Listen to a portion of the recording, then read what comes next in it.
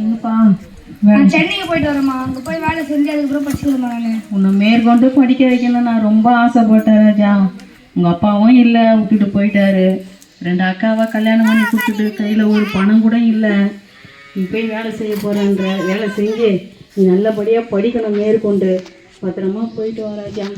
ஒன்றும் கவலைப்படாதுமா. நான் 12வது நல்ல மார்க் எடுத்துக்கிறேன். எனக்கு கண்டிப்பாக எல்லா காலேஜும் சீட்டு கிடைக்கும்.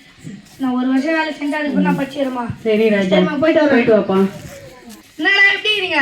எங்களுக்கு நான் நல்லா இருக்கிறேன். இதோ படிக்கிறீங்கன்னு போனேன், இப்போ திடீர்னு வந்து நிற்கிறேன். என்னாச்சு? அது ஒன்றுடா, 1 வருஷம் வேலை செஞ்சு அதுக்கப்புறம் படிக்கிறானுங்கிறேன்டா.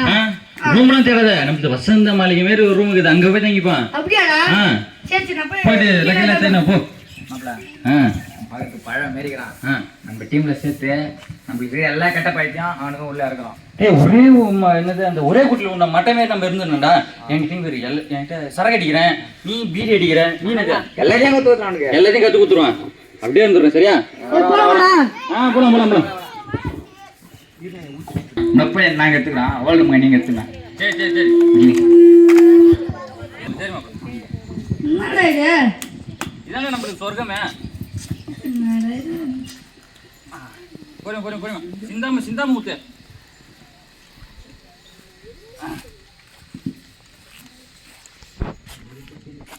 குடி குடி குடி குடி. டேய் மலையில போறதுக்குள்ள சீரட் போடுறீங்களா? டேய் வாங்கடா போடா டேய். நீ குடிங்க. அப்படிதான் சொல்றான். உனக்கு நான் சொல்லி போட்டுறேன். இப்படி இப்படி இப்படி ஆளு ஆளு. ஏய் குர்ரா சூப்பராங்கண்ணா. டேய் என்ன வேணாடா. ஏய் முடி சொர்க்கம் மாதிரி இருக்கும்.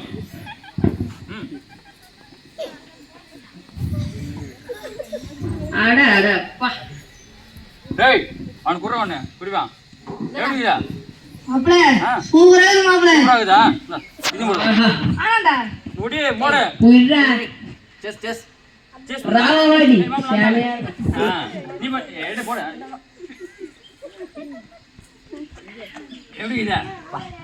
மாப்ள அப்படியே கொஞ்சம் கொஞ்சமா அப்படியே தொண்டில இருக்கணும். அப்படி இருக்கு மாப்ள. அடிடா. டேய் மோயோட வாங்க. போய் போய்டா ஒரு நைட் ஷோ பார்த்து வந்துருமா? டேய் போடா. டேய் தூக்குறாங்க போடா. டேய் டேய் என்னடா அவன் ஒரு பேருக்கு மாட்டியா போட்டான் அவன். அவனை விளையாங்கடா நம்பலாம் வா. புறா புறா புறா. கனவு. கோபி கோபி, யாரு யாரு? நானே உன் தேவனாகிய கர்த்தர். உன் பாவங்களை 2000 ஆண்டுகளுக்கு முன்பாக சிலுவையில் சுமந்து சேர்த்த தேவனே நானே. என் கரங்களை காயங்களை பார். ஐயா நான் பாவியாச்சு, குடியனாச்சு, என்னை கத்தர் சேர்த்து போறா. உன் பாவங்களை போது நான் மன்னிக்கிறேன். என்னுடைய ஊழியத்தை செய். கண்டிப்பா சரி ஐயா. கீழே அவசரம் இருக்காங்க, அவங்களோடு சேர்ந்து தேவாலயத்துக்கு வா, என்னை பின்பற்றி வா.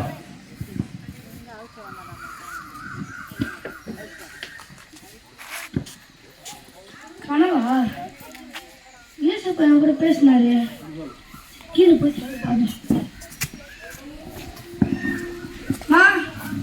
என்ன தம்பி, என்னப்பா முகலாம் வாடி போயிருக்குது? நான் குடிச்சிட்டு பத்தணும்மா. கத்தர் வந்து என் கனவுல இப்ப ஊழியம் செய்ய அப்படின்னு சொன்னாருமா. கத்தர் நேசிக்கிறப்பா, வாப்பா சபைக்கு போலாம்ப்பா. சரி வாமா போலாம். சரிப்பா வாப்பா. நேசிக்கிறாருமா. வந்திருக்கிற அனைவர்களுக்கு வாழ்த்துக்கிறோமா.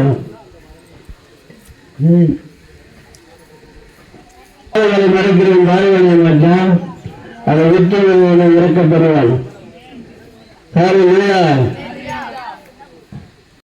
நம்ம வீட்டுல ஒரு தம்பி இருக்கிற ஐயா, வாடகை தம்பி இருக்குது. தம்பி இங்கே தங்கியிருக்கான். அதனால அவங்களை பாத்துக்கய்யா. ஐயா தம்பி வாங்கம்மா. இந்த தம்பி தானா?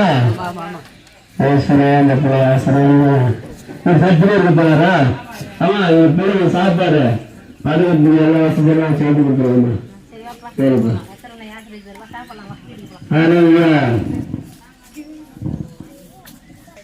தம்பி சாப்பிட்டு வீட்டுக்கு வா, சாப்பிட்டு ரெஸ்ட் எடுத்துட்டு சர்ச்சைக்கு வாப்பா.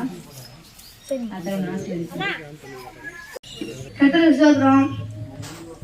நான் வந்து எங்க அம்மா கிட்ட இருந்து நான் பிரிஞ்சு வந்து இந்த வேலை செஞ்சு நான் படிக்கலான்னு இருந்தேன். எங்கள் ஃப்ரெண்ட்ஸ் வந்து என் கூட சேர்ந்து என்னை குடிக்க வச்சானுங்க. அதுக்கப்புறம் எனக்கு வந்து கர்த்தர் வந்து எனக்கு தரிசனம் கொடுத்தாரு, நீ வந்து என்னோட ஊழியத்தை செய்யணும். நான் வந்து கீழே இருக்கிற ஹவுஸ் ஓனர்கிட்ட போனேன். அவங்க வந்து எனக்கு சர்ச்சுக்கு கூட்டு போனாங்க. சர்ச்சில் இருக்கிற பாஸ்டர் வந்து எனக்கு நல்லா பார்த்துனாரு. நான் இப்போ கர்த்தரோட ஊழியத்தை செய்கிறேன். நீங்களும் கர்த்தர் உங்களுக்கு அற்புதம் செய்வேன். தேவனுடைய பிள்ளைகளே, ஒரு குறு நாடகத்தை பார்த்தீங்க. இது ஏதோ விளம்பரத்துக்காகவோ அல்லது பொழுதுபோக்குக்காக இதை செய்யல. இந்த வேகாத வெயிலில் வந்து கர்த்தருடைய சுவிசேஷத்தை அறிவிப்பதற்கு காரணம் இருக்குதுங்க. இப்ப நீங்க பார்த்ததான இந்த நாடகம் நிஜமா ஒரு ஊழியக்காரருடைய வாழ்க்கையில நடந்த சம்பவம். கழப்பக்கம் பகுதியில் ஊழியம் செய்கிற பாஸ்டர் பால் ஜெஸ்டின் அவர்களுடைய சம்பவம் தான். +2 வரைக்கும் படிச்சாரு. மேற்கொண்டு படிக்க வைக்க அவருக்கு வழி இல்லாத பட்சத்துல அவங்க அம்மா கிட்ட சொல்லிட்டு, அம்மா நான் சென்னைக்கு போறேன், போயிட்டு ஒரு வருஷம் நான் வேலை செய்து சம்பாதித்து அந்த பணத்தை வைத்து மேற்கொண்டு நான் படிக்கிறேன்னு சொல்லி புறப்பட்டு வந்துட்டார். புறப்பட்டு வந்த இடத்துல துன்மார்க்கமான சிநேகம், குடி, சிகரெட்டு வாழ்க்கை இருந்து காணப்பட்டது. ஒரு நாள் இரவுல கர்த்தர் தரிசனமானார். எப்படி 2000 ஆண்டுகளுக்கு முன்பதாக கல்வாரி சிலுவையிலே மரிக்கும் போது ரத்தத்தை சிந்தினாரோ அதே காட்சியோடு என் தேவனாகிய கர்த்தர் அவருக்கு தரிசனமானார். கோபி, என்னுடைய ஊழியத்தை நீ செய்வாயனா, நான் உன்னை மேன்மைப்படுத்துவேன் என்று கர்த்தர் தரிசன கனவுல வந்து பேசினார். தேவ பிள்ளைகளே, அன்றைக்கு அவர் ஒப்பு கொடுத்து அவங்க ஹவுஸ் ஓனரு கிறிஸ்தவங்களா இருந்ததுனால அவங்க கிட்ட போயிட்டு இது போல இயேசுநாதர் வந்து என்னோட பேசினாருன்னு சொன்ன உடனே அவங்க போகிற சபைக்கு இவரை கொண்டு போனாங்க. அந்த சபை போதுகிறா இவரை நேசித்து இவருக்கு தேவையான உபகாரங்களை செய்து தன்னோடு வைத்துக் கொண்டார். நாட்கள் கடந்தது. கர்த்தருடைய ஊழியத்திற்கு ஒப்பு கொடுத்து இப்ப கழப்பக்கத்துல சொந்தமா ஒரு சபை வைத்து 100 ஆத்துமாக்களுக்கு விசுவாசியா இருக்கும்படி தேவனாகி கர்த்தர் செய்கிறார். ஆக இந்த வார்த்தை கேட்கிறேன் அம்மாவுக்கு, எனக்கு அன்பான தேவனுடைய பிள்ளைகளே, உங்கள் வாழ்க்கை இருண்டு இருக்குதா? பயத்தில் இருக்கிறியா? வியாதியில் இருக்கிறியா? மாந்திரிக கட்டளை இருக்கிறியா? என் ஆண்டவராகிய இயேசு கிறிஸ்து நீ தேடி வருவாயனா, ஒரே நாட்களில் என் தேவனாகிய கர்த்தர் உனக்கு விடுதலை தருவார். 2 வருஷமா பைத்தியமா இருந்தேன். போகாத கோயில் இல்ல, போகாத ஹாஸ்பிட்டல் இல்ல, எல்லா இடத்திற்கும் போய் கைவிடப்பட்ட நிலையில இனிமே பிழைக்க மாட்டான், கருணை கொலை போல ஏதாயிலும் மருந்து கொடுத்து இவன் சாகடிச்சிடலாம் சொல்லி அவங்க நான் படுகிற வேதனை பார்த்து பெத்த தையல் வயிறு தாங்கிக் கொள்ள முடியாம இவனை சாகடிச்சலாம் சொல்லி முடிவுக்கு வந்தாங்க. எங்க அண்ணன் மாத்திரம் சபைக்கு போவாரு. கொண்டு போய் 3வது மாடியில் இருக்கிற சபையில என்னை உட்கார வைத்தார். எங்க பாசு பிரசங்கம் பண்ணார்.